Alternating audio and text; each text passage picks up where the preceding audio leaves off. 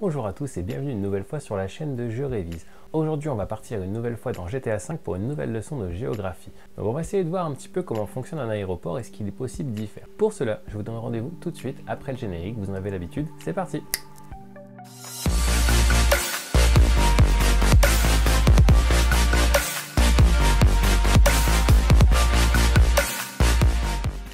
L'avion est le moyen de transport en commun le plus rapide. Les aéroports ont pour but de bien faire fonctionner ce moyen de transport.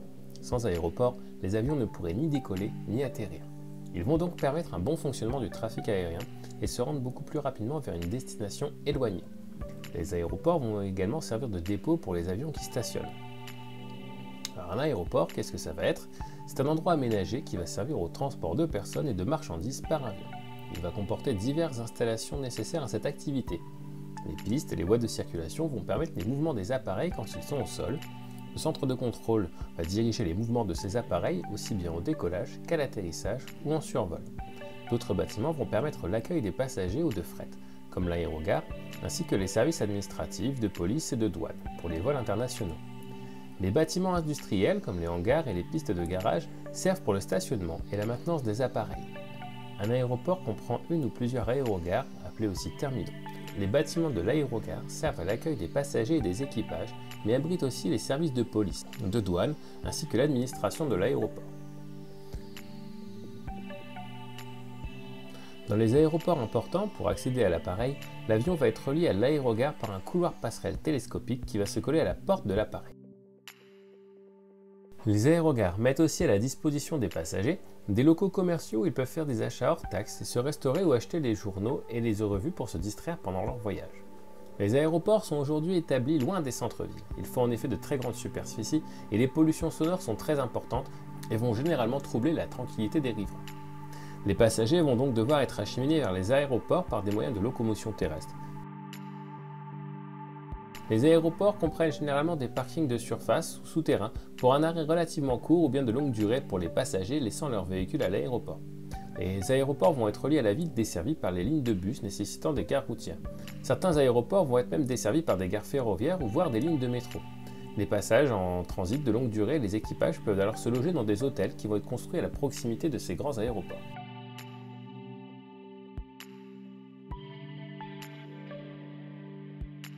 On va s'intéresser maintenant au cas de l'aéroport de Roissy-Charles de Gaulle.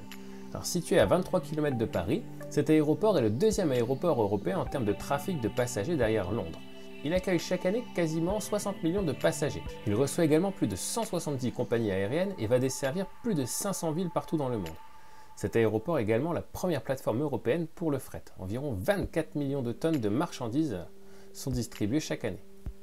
L'aéroport est actuellement composé de plusieurs aérogares. Alors une aérogare, on l'a expliqué, c'est un ensemble de bâtiments d'un aéroport qui va accueillir les passagers et leurs bagages.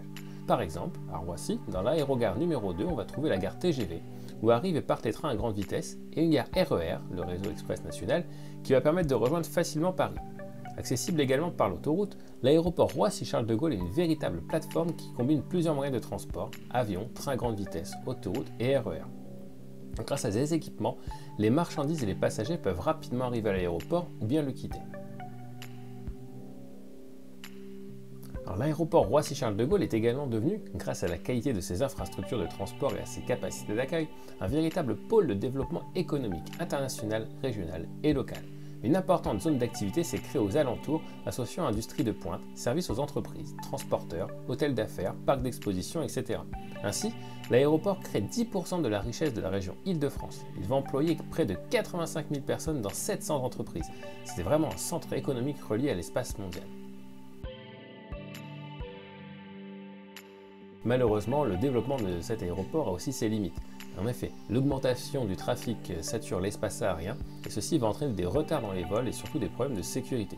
De plus, sur le plan environnemental, cet accroissement présente de nombreux inconvénients. La pollution de l'air provoquée par les émissions de CO2 et la pollution sonore sont souvent mises en avant.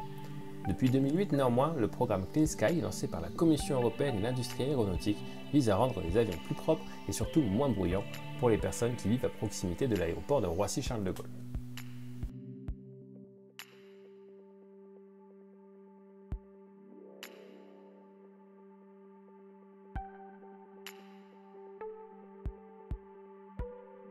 Et voilà, c'est déjà la fin de cette vidéo. J'espère une nouvelle fois que ça vous aura plu, qu'une fois de plus j'aurai réussi à vous faire découvrir de nouvelles choses. Comme d'habitude, si la vidéo vous a plu, n'hésitez pas à vous abonner à la chaîne, à liker et à partager un maximum autour de vous. Moi, en attendant, je vous donne rendez-vous la semaine prochaine pour les prochaines expériences de science. D'ici là, voyagez bien et portez-vous bien. Salut!